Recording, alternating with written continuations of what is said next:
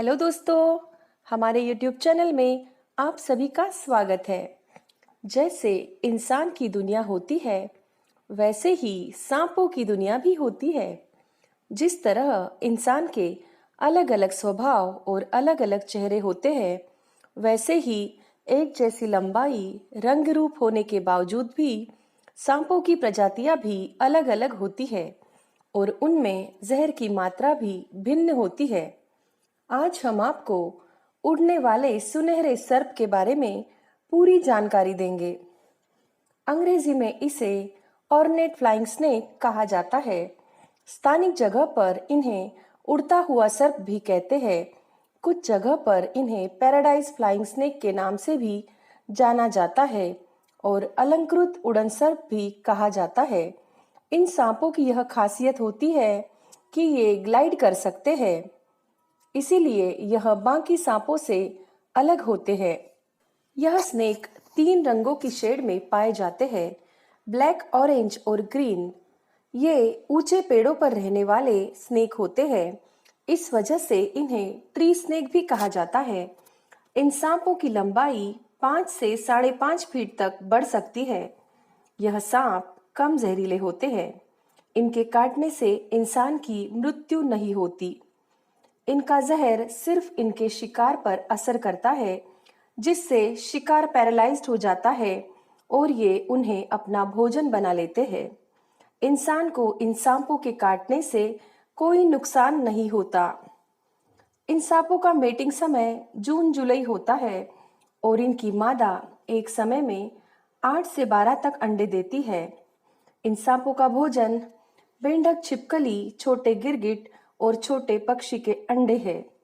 Flying गेकोज और चमगादड़ भी यह सांप खाते हैं, जो ऊंचे नारियल के पेड़ पर फूलों पर होते हैं। यह सांप घने जंगल और ऊंचे पेड़ों पर रहना पसंद करते हैं।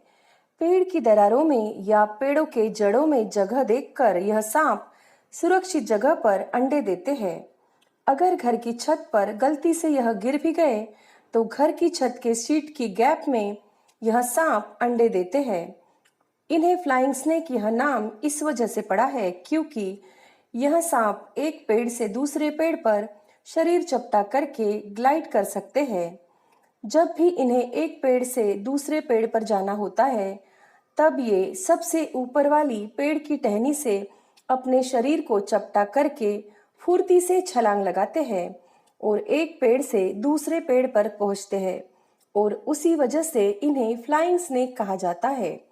एक पेड़ से दूसरे पेड़ तक यह छलांग लगाकर हवा में 100 मीटर तक ग्लाइड कर सकते हैं। ये दिन में ज्यादा एक्टिव होते हैं। बाकी सांपों की तरह यह निशाचर नहीं होते। इस सांप के शरीर पर काले और नारंगी फूलों जैसी बनावट होती है, मानो छोटे बड़े फूलों की माला बनी हो। यह सांप कम जहरीले होते हैं, लेकिन इनका जहर इनके शिकार को पचाने में महत्वपूर्ण होता है।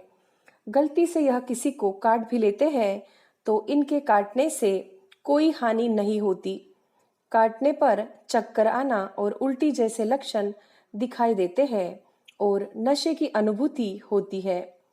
यह ट्री स्नेक होने की वजह से इनको ग्लाइड करने के बाद पेड़ों पर अपनी पकड़ बनाने के लिए इनकी पूंछ वेंटिलेशन से ज्यादा लंबी दिखाई देती है। इनके शरीर पर जो फूलों जैसी डिजाइन अलंकृत की हुई होती है, उस वजह से इन सांपों को अलंकृत उड़न सर्प यह नाम पड़ा है। यह सांप जब जंप करते हैं तो अपने शरीर को चपटा कर लेते हैं। उसके बाद यह ग्लाइडिंग का काम करता है, यानी कि हवा को चीरने का काम करता है। हवा को चीरते हुए, ग्लाइड करते हुए, अपने शिकार का पीछा करते हुए जब ये जंप करते हैं तो अपने आप को दूसरे पेड़ पर सुरक्षित पहुंचा सकते हैं। इनके जो स्ट्रिप्स होते हैं, वेंटिलेशन के बाद में वो चलने के काम में आते हैं। उन्हें स्लीपर्स कहते हैं। वो झिगजैग होते हैं। इन सांपों का मुंह चपटा होता है, जो कि इनकी पहचान और खासियत होती है। आंखों की पुतली पूरी तरह से काली और गोल आकार की होती है। जीभ का रंग 3 शेड में होता है ऑरेंज, ग्रीन और ब्लैक। यह ज्यादा करके गेकोज यानी कि छिपकली के प्रजाति के फ्लाइंग गेकोज को पकड़कर शिकार करते हैं। गेकोज को पकड़ने के लिए ही इन सांपों के अंदर ग्लाइड करने की क्षमता डेवलप हो पाई है। अपने शिकार फ्लाइंग गेकोज का पीछा करते करते यह सांप फ्लाइंग करने की क्षमता प्राप्त कर चुके हैं, यानी कि ग्लाइड करने की कला इनमें आ गई है। यह ज्यादा करके ऊंचे पेड़ों पर पाए जाते हैं। नारियल का जो पेड़ होता है वहां पर फूल पर भंवरे आते हैं और उन्हें खाने के लिए गेकोज और छिपकली वहां पर आते हैं। गिरगिट को भी यह स्नेक खाते हैं। यह स्नेक नीचे जमीन लेवल पर ज्यादा नहीं रहते और घरों में यह सांप ज्यादा नहीं पाए जाते। यह तब पाए जाते हैं जब ये आसपास के जंगल से पेड़ों की ऊंचाई से जंप करके यह घरों की छत पर गिर जाते हैं, किसी दरार के अंदर छिप जाते हैं और घरों में जो छिपकली पाई जाती है उन्हें भी यह सांप खाते हैं। यह सांप छिपकली ही ज्यादा खाते हैं क्योंकि इनका शरीर छिपकली खाने लायक ही होता है। मेंढक का शिकार यह बहुत कम करते हैं क्योंकि मेंढक को खाने के लिए यह सांप नीचे आए तो इन्हें जमीन पर चलना होगा, जिसके ये आदी नहीं होते। इसीलिए यह स्नेक नीचे नहीं आना चाहते, पेड़ों के ऊपर ही शिकार करते हैं। मेंढक और चूहों को नीचे आकर खा नहीं पाते और चूहे इनके मुंह के आकार से बड़े होते हैं। उस वजह से यह चूहों का शिकार करने में असमर्थ होते हैं और मेंढक उछल कूद करते हैं, पानी में रहते हैं। इस वजह से यह सांप उनका भी शिकार करने में असमर्थ होते हैं क्योंकि ये पानी वाले सांप नहीं होते, पेड़ों की ऊंचाई पर रहने वाले सांप होते हैं, पानी में ज्यादा देर नहीं रह सकते। यह कोलुब्रिड प्रजाति के सांप है। ये दक्षिण पूर्व एशिया, दक्षिणी चीन, भारत और श्रीलंका में ज्यादा पाए जाते हैं। भारत में ये मध्य भारत, बिहार, उड़ीसा और बंगाल में अधिक पाए जाते हैं। ये बहुत तीव्र गति से चलने की क्षमता रखते हैं। शोधकर्ताओं के मुताबिक उड़ने वाले सांप उड़ने के लिए एक खास तरीके से हिलते हुए हवा में तैरते हैं और हवा में अंग्रेजी भाषा के अक्षर एस का आकार बनाते हैं। इस प्रक्रिया को अनड्यूलेशन कहा जाता है। शोधकर्ताओं ने यह भी पता लगाया कि इन सांपों के शरीर का पीछे का हिस्सा एक तरह के ऊपर नीचे होने वाली मुड़ने की गतिविधि करता है।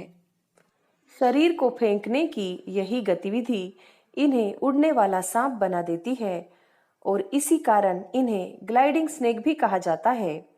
इन सांपों को लेकर समाज में यह गलत धारणा फैली है कि यह सांप सर के बीच में वार करते हैं, लेकिन ये बिल्कुल गलत धारणा है। यह सांप बिल्कुल भी हानिकारक नहीं है। बहुत ही तेज और दुर्लभ सांपों में इन सांपों की गिनती होती है। पेड़ों पर यह सांप किसी बेल के समान रहते हैं क्योंकि इनका शरीर पतला और छरहरा होता है। काफी मात्रा में जंगल और पेड़ नष्ट होने के वजह से इन सांपों की खूबसूरत प्रजाति लुप्त होने के कगार पर है। इन सांपों को बचाना हमारा परम कर्तव्य है। इन्हें भी नेचर में जीने का पूरा हक है। हमें पूरी कोशिश करनी चाहिए सांपों को बचाने की और नेचर को बचाने की। ऐसी और भी दिलचस्प जानकारी के लिए हमारा YouTube channel like, share, subscribe और कमेंट करना ना भूलें। नोटिफिकेशन के लिए बेल आइकॉन जरूर प्रेस करें। Thanks for watching.